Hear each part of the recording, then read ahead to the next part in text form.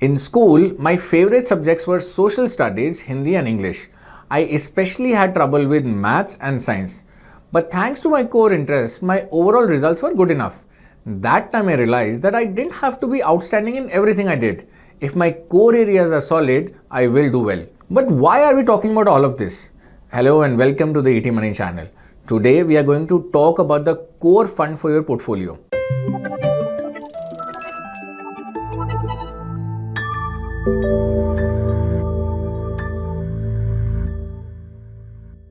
Now the core fund is the main fund in your portfolio. So its performance drives the overall performance of your portfolio. A core fund need not be a single fund. It can even be a couple of funds. But why do you need that? Can't you have a few funds of various types, say flexi cap, mid cap, small cap, and just divide your money across them? Now, while there is no single way of managing or building a portfolio, the core satellite approach is among the most popular philosophies in the investment world. Now, in this approach, you have a couple of core funds which command a large part of your portfolio and then a couple of satellite funds. The core funds take care of the returns and the stability, and the satellite funds help boost the overall returns or help diversify better. Now, in this video, we will examine which categories of funds deserve to be your core fund. This video is divided into three sections. Number one, why does a core fund matter for a good portfolio? Number two, what are the attributes of a core fund and what categories can qualify as core funds? Number three, among the categories that qualify, which is the best option? So without much delay, let's begin.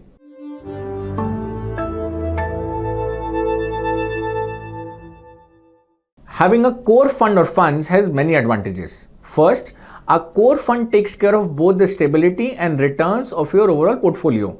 The satellite funds can then help boost returns or diversify better.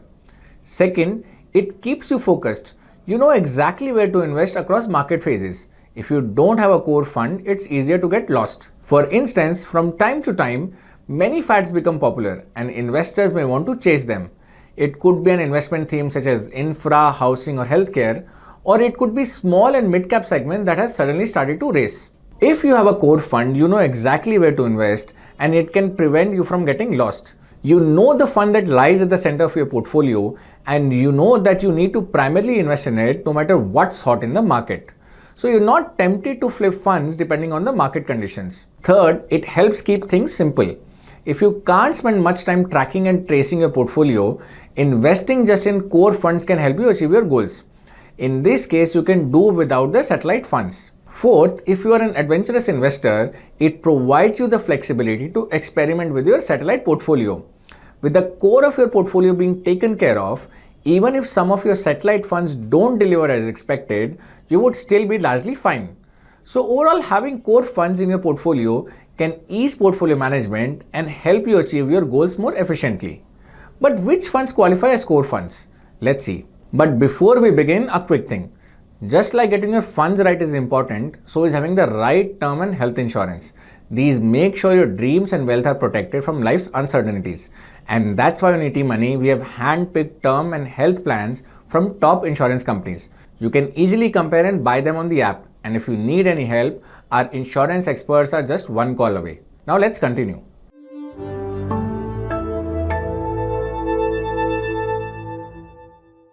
So if a fund category has to act as your core fund, which attributes should it have? In our view, a core fund should have two attributes. Number one, it should be able to generate good returns as well as provide stability to your portfolio. Number two, it should have minimal restrictions as to how it can invest. Now by good returns, we mean your returns must be similar to a broader index like Nifty 50 or better than that. By stability, we mean limited volatility or ups and downs in your portfolio. But why should a core fund have a greater freedom to invest, which is our second requisite? Because skewed mandates can increase portfolio risk and limit the benefits of diversification. If a fund must pick stocks of a certain kind only, it will only do well when stocks of that kind do well. For instance, a sectoral fund will do well only when the stocks of that particular sector do well. If they don't, and that too for an extended period, your returns could suffer. Worse, if those stocks perform poorly, the fund will also do poorly, thanks to its concentration in such stocks. This is not something we would like to see in a core fund. Hence, we chose to pick only those fund categories with considerable freedom to invest anywhere. Now the next question we had to answer was which category of fund should qualify as core funds. Should it be from equity or debt or hybrid category? Now it's well known that equity has the best return potential, and if you are in the accumulation phase, it has a crucial role in your portfolio. So we decided to consider the equity fund categories. This is not to say that debt funds or hybrid funds can't be core funds. A debt fund can be a core fund in a retiree's portfolio. And if you're looking for automatic asset allocation, even a hybrid fund can be a core fund. However, we will limit our discussion to equity funds as they are the natural choice in the accumulation phase. Now, there are 11 equity fund categories. So, which should qualify as core funds? Recall the two criteria that we just discussed. The fund should be able to generate good returns while ensuring sufficient stability, and it should have considerable freedom to invest. Now, when it comes to stability, large cap stocks tend to be the most stable. So we decided to pick only those categories that have a large cap allocation of at least 50%. Also, we decided to exclude those categories that are mandated to invest only in a specific type of stocks. Such categories have limited freedom to invest. Now, let's look at various equity fund categories and find out which ones qualify. Out of 11 categories, 6 couldn't qualify. These include mid cap, small cap, multi cap, dividend yield, value or contra, and sectoral or thematic. These categories either had a large cap allocation of less than 50% or some sort of restriction on their investment mandate. For instance, value or contra funds must invest primarily based on the value or contrarian theme. Sectoral and thematic funds must invest in a particular sector or a theme. So the categories that qualify include large cap, large and mid cap, flexi cap, ALSS, and focused. Now these funds typically have a large cap bias and minimal restrictions on their investment philosophy. ELSS or tax saving funds are sort of miscellaneous here.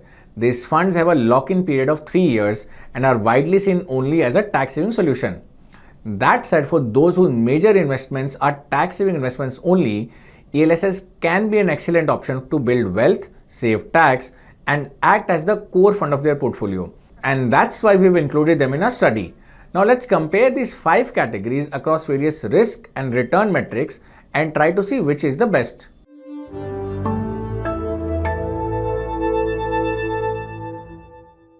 To measure returns, let's use a parameter called rolling returns. Rolling returns measure performance across all specified time durations and hence indicate consistency of performance.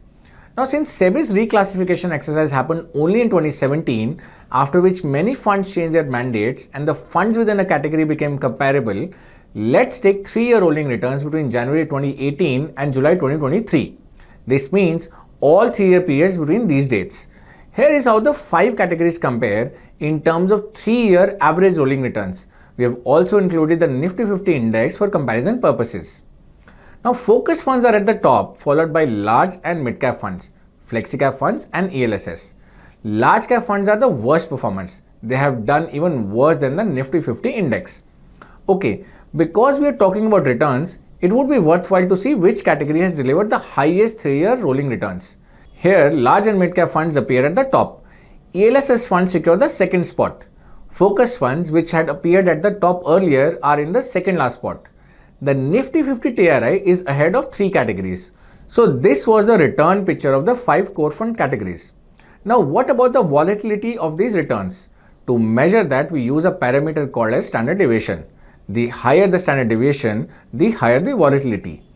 We looked at the standard deviation of the 3-year rolling returns. As you can see, focus funds have exhibited the lowest ups and downs, with its standard deviation being the same as Nifty 50. Next come large cap funds, followed by flexi cap funds.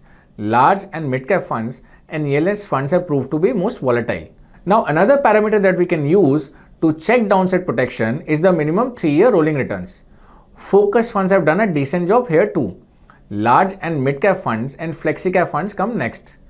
Large cap funds and the Nifty 50 index have fared poorly across this metric. So have ELSS funds.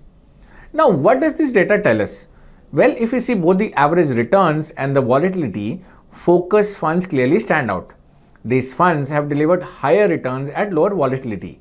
This is quite interesting, as focus funds are likely riskier given that these funds are mandated to invest in no more than 30 stocks. However, in reality, as of now, this doesn't seem to be the case. Large cap funds have failed to outperform the Nifty 50 index both in terms of average returns and volatility. Flexi cap funds lie right in the middle, both in terms of risk and return.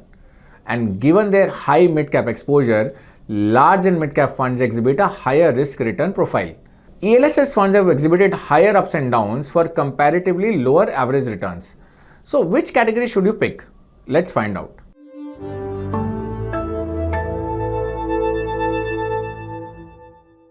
Well, this is the risk and return picture of various core funds. Surely you can use it to pick the right funds. However, if you are building a portfolio, you will need to move beyond returns and focus on the broader picture. Let's see each of the core fund categories and assess for whom they are suitable. Let's start with large cap funds. Large cap funds have low risk, low return profile. They are suitable for someone who doesn't want too many ups and downs in their core funds. However, given that most active large cap funds are finding it difficult to beat the Nifty 50 index, it would be better to go with an index fund rather than an active large cap fund. Index funds have another advantage. They take the burden of picking the right type of fund off your shoulders. When you pick an index fund, you know you will get the market-like returns, and if the market does well, so will you. And if it doesn't, you won't either. So in a way, they relieve you from the anxiety of going wrong with your fund pick. Next come large and mid-cap funds. Large and mid-cap funds are the aggressive choice for core funds, given their high mid-cap allocation. You can opt for them when returns are your primary focus. However, if you have a separate allocation to mid and small cap funds in your satellite portfolio, you can do without them. Large and mid cap funds in the core portfolio and mid cap and small cap funds in the satellite portfolio can increase a portfolio's overall risk, as mid and small cap funds tend to be more volatile. Let's now talk about flexi cap funds. Flexi cap funds are classic go anywhere funds. These funds have exhibited moderate risk and reward and hence can be a good complement to most portfolios. If you're not sure which fund you should pick as your core fund, you can simply pick a flexi cap fund. Or if you think that your fund manager must have complete freedom in picking stocks, flexi cap funds are the right choice. However, if returns are your primary consideration, you have better options than flexi cap funds. Next comes ELSS or tax saving funds. These funds can act as a core fund for anyone who is looking to save tax and build wealth. However, if you don't have tax saving as a requirement or you have opted for the new tax regime, these funds could be of limited use. That said, their 3-year lock-in could be beneficial for investors who tend to sell out prematurely and find it difficult to stay put. And last but not the least, focused funds. Focused funds have emerged to be the best among all core funds. They have managed to deliver good returns while containing volatility. As such, they are suitable for any portfolio. However, if the concentration of these funds can make you uncomfortable, you can look at their more diversified flexi-cap peers. So these are the broad guidelines that you can use to pick funds for your core portfolio. These are summarized in the table on your screen. Of course, you can have funds from more than one category depending upon your requirement. For instance, an ELSS fund for tax saving and a large and mid-cap fund for its return potential could be a possible combination. If you want a combination of active and passive, you can invest in a Nifty 50 index fund along with a flexi cap or a large and mid-cap fund. As we discussed earlier, you can choose to focus just on the core portfolio and leave the satellite portfolio altogether. But before this video ends, you must remember one important thing. When you are holding more than one fund at the core of your portfolio, ensure that they are from different fund houses. It is critical to diversify across fund houses. Schemes from the same fund house could hold similar stocks. For example, a focused fund and a flexi-cap fund from the same fund house could have more than 80% overlap. If this happens, both schemes will give you similar returns and there will be no point investing in two different funds. A 30 to 40% overlap is not that alarming, but avoid if the overlap is higher. We will leave a link in the description that will help you check portfolio overlap. With this, we have come to the end of this video.